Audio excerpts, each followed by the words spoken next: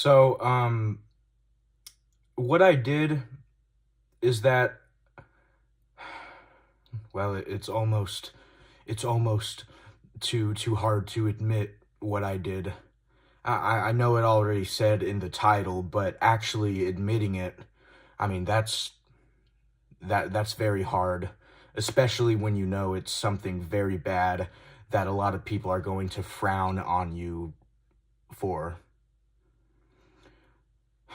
I'll admit it, when I was a baby, instead of sucking my mom's boob for sustenance, I sucked her eyeballs and I drank her tears.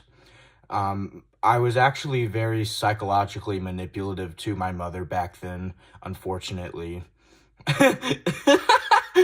No, unfortunately, that's very bad. Um, and I basically manipulated her to the point where she would let something like this happen. So every time I was hungry, I would suck on her eyeballs. Each and every single time, I would suck more and more on her tear ducts, damaging them. Eventually, it got to the point where my mother couldn't cry at all anymore. And the reason I did this is because my mother was crying way too much for comfort. It was because of things that I did, but I still don't want people crying about it because then that just makes me feel guilty, you know? Here's the things I did that made my mother cry in the first place. So when I was a baby, I could actually talk. I learned to talk as soon as I came out of the womb because they had these like free Duolingo trials and my mom subscribed to it for free, and she kind of just shoved the Nabby tablet up in there so I could use it. I don't know how she did that, but and let's not even talk about how it was when it came back out. I mean, oh boy. Um but I learned how to communicate through the womb. I would tell my mother things when I was still in the womb, like, I can't wait to get out and meet you, mother. I love you so much. And then, of course, when I actually came out of the womb, um, I distanced myself from her as much as I could. This broke my mother's heart because she had a new baby that she wanted to love, but the little baby isn't loving. The little baby is sitting in the corner of the room with their arms crossed looking at the wall, and mother doesn't know why, but I'll tell you why I did it. Because I wanted to manipulate my mother to where she was in a position where she would take any contact with me ever, right? Like she would accept any type of interaction I did with her due to the fact that she was so hungry for a relationship with me. She did try to eat me once, so that has two meanings. Eventually I kind of warmed up to her a little bit. I started letting her play with me and stuff, but I kept reverting back and forth into doing this and doing this. Hi, Mom, make me a sandwich now. So, I was constantly going on and off. It's like a light switch. Boing, boom, boing, boom. Constantly loving my mother and then hating her on and off. This really manipulated her good. So I got her to a position where she could do basically nothing about it because her own mental health was so horrible from it, which makes it a lot better, of course. Eventually, one day, my mom broke down crying, and she was like, why don't you love me? Why?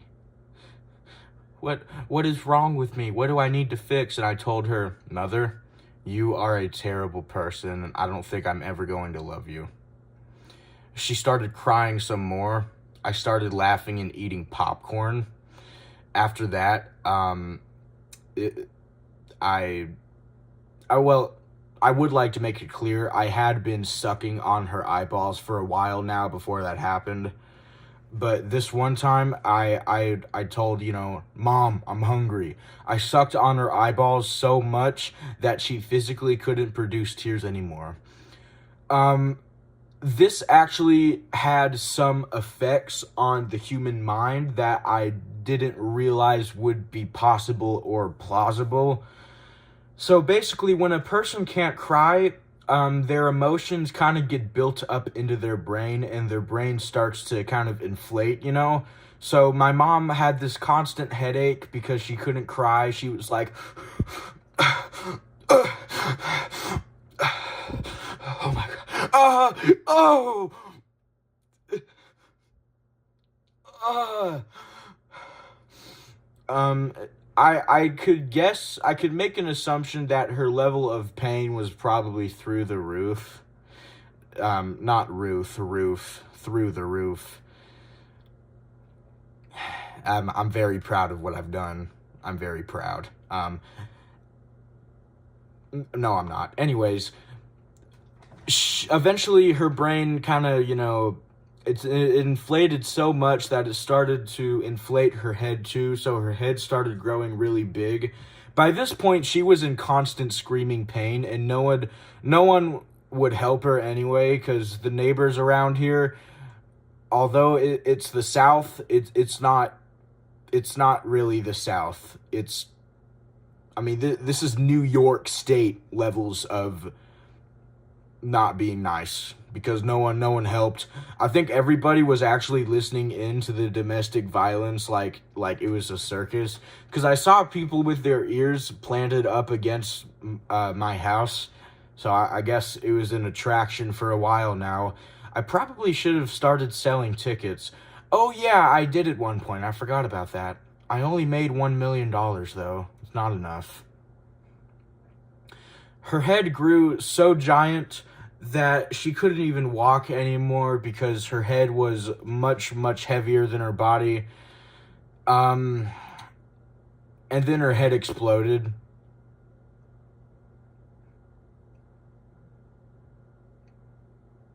I'm just kidding. Her head didn't explode, but I wish I wish it did. I cannot talk right now. I just butchered that sentence. That would have been the funniest thing ever.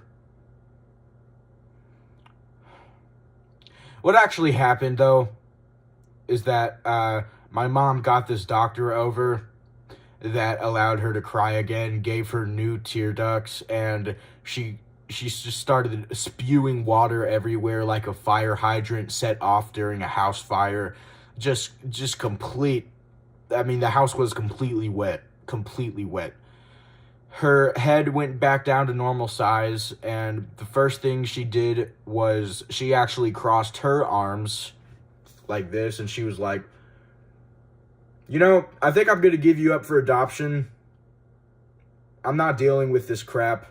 I think you're a terrible person and you're manipulating me. Great. So now I've been caught for the horrible things I've been doing. Don't worry, it's happened before though, and I always find a way to manipulate myself out of it, because I am a manipulating master. I'm just manipulating and matriculating everything around me like a flying thunder bee. So now I had to find out, okay, how am I gonna get her trust back? So I started going up to her and saying, "Mommy, I'm sorry. Give me a hug." This immediately convinced my mom to drop all her grudges, and she was like, "I'm so sorry, sweetheart. I should have been parenting you the correct way." Then she brought out a belt, and I realized what I had just done. 3 weeks later, I cannot sit at all. I've been standing up for 2 days. My legs hurt really bad. Our relationship was actually getting a lot better, though, for some reason, even though she was abusing me. We started kissing, and probably should not say that. We started snuggling up on the couch and watching Sanjay and Craig, which is like one of the worst cartoons ever, but it's okay. all the potty humor completely detracts me from it. I don't want any potty humor in any of my things I watch. Anyways, this is the point where I started to say, okay, I need to find a way to manipulate my mom to where she will be in a vulnerable position again. Vulnerable. I got up, I turned Sanjay and Craig off, and I said to my mom, Mommy, I don't like that you're hitting me with a belt. I think that I have changed as a person now, and I'm ready to not be abused anymore. She was like, oh, sweetheart, I'm sorry, but I actually really enjoy whipping you. I actually look forward to it. In fact, I gaslight you into getting in trouble sometimes just so I can whip you. So sorry, sweetheart. I called CPS. CPS didn't do anything because, of course, they didn't. After that, I bought a mini belt from this new plug I found out about. It was a baby plug. We crawl to each other's houses and get stuff from the black market. I bought something from my friend Philip. And, oh man, Philip's a funny word.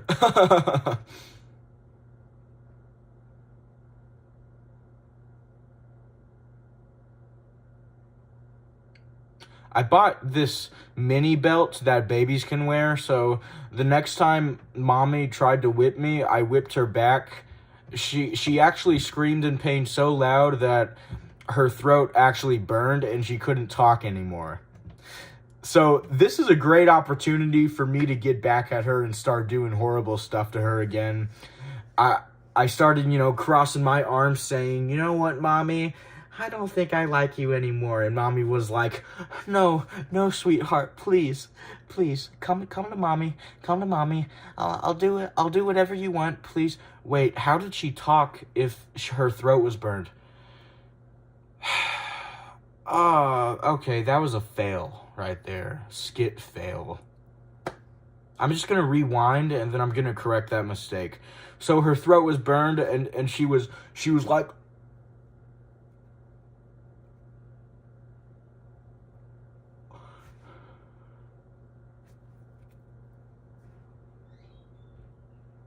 that creepy smile, Mom, I did not appreciate, by the way, because you already did the heart symbol.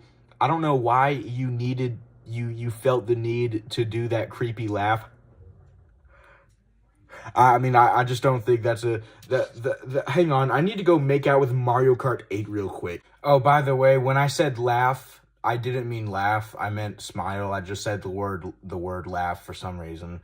So I crossed my arms and I was like, Mommy, the only way you're going to earn my love again is if you do everything I say from now on. You will stop whipping me and we will start hugging each other every day like a good little boy and good little mommy, okay? My mom was like, so I called the throat doctor. He strangled her and that fixed it somehow. After that, we started changing some ground rules around here, okay?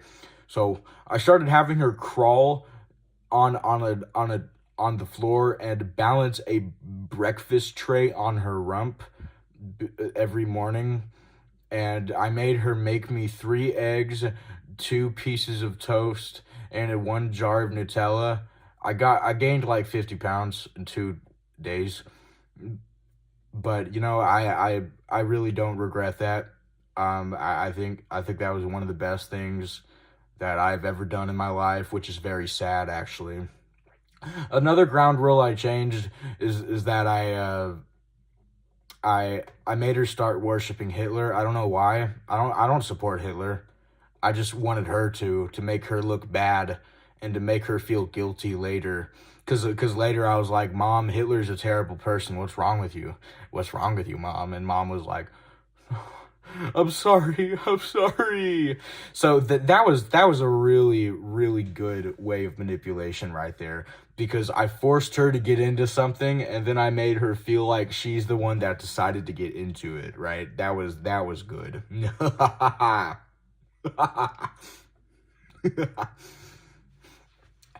Uh, Eventually, I got kind of tired of what I already had. I mean, she built a whole roller coaster for me. She got me like every single plush stuffed animal in the world, but that wasn't enough for me. So here's the point where I really just wanted mommy out of my life. I didn't want to be with her anymore. So I was like, okay, mother, here's what's going to go down. We are going to watch some very sad movies. And see, my mother is a very sensitive person, even more sensitive than me. So when she watched those movies, she started gaining a lot of trauma from them. I tied her down to the couch so she couldn't escape, and I made her watch Jaws the Revenge. That was the worst one by far. She gained a lot of PTSD from that one. Oh boy. She started having suicidal thoughts, which was a great thing. That was exactly what I was hoping for. She started cutting. That's a plus. That was amazing seeing her cut. Oh boy, that was one of the best days of my life, I gotta say. Except for that time I bought a PS1. Um, and also, yeah, so she started cutting and stuff. So this is the point where I seized my opportunity to finally get my mother out of my life. I was like, Mother, do you want to kill yourself? She nodded her head, and I handed her a noose, and she was like, and I was like, well, go get him, tiger. And she was like, but I need to be here with you. I need to, Mom, I'm part of the baby FBI now. I'll be fine. They'll cover every bit of my needs that I ever needed in the history of needing things. I got the subscription to the FBI last night, which is why I haven't been using it.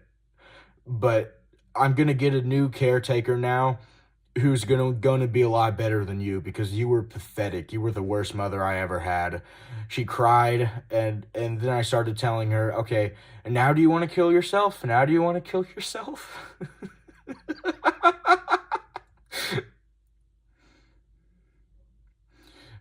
You better, Mom, because if you don't, I'm gonna find a way to kill you. I'm gonna poison you. So just go ahead and do it, all right? Do it. I've never seen a woman cry more in my life. Even she was crying even more than that one time she cried to deflate her head. I mean, this was our house almost flooded. After an hour of trying to convince her to kill herself, she went in the back room and she hung herself. She was, I think she changed her mind uh in the middle of hanging herself on the noose, because I heard her trying to call for help. I didn't go anywhere. I just stood there listening to her choke to death like this. And yeah, that's the moment my mother exited from my life. That is the moment that my mother went bye bye. After that, I got transferred to the FBI, and I got in trouble for making her do that. I'm gonna be honest. I'm gonna be honest with you, sucker. I did not get good karma, sucker. Not good karma. Why did I talk in that voice? What am I doing? Ugh, God, this is bad. I don't know if this is a good video. Whatever. Uh, I got a lot of karma for what I did. My new FBI caretaker started whipping me even more than she did. I had to get a rump transplant twice, which means they removed the old cheeks and gave me brand new ones. So it was a little bit awkward for a while there in the middle of surgery. I think you'll find out why if you just think about it. Um, and I was whipped from the age of 6 months to the age of 14. Then I left the FBI because, I just didn't want to do it anymore. I was tired of shooting people to death. It kind of got old. So now I have all this trauma, and I gotta say, I don't deserve one bit of it, because I do not regret what I did. I think what I did was a very brave thing to do. I think that even, you know, even considering the fact that maybe it was unnecessary, well, you know what? Maybe it was unnecessary, but it was a lot of fun. So I think I'm going to go and find out a way to manipulate someone else into killing themselves. I don't know how I'm going to do it, but I'm going to do it somehow. So I I'm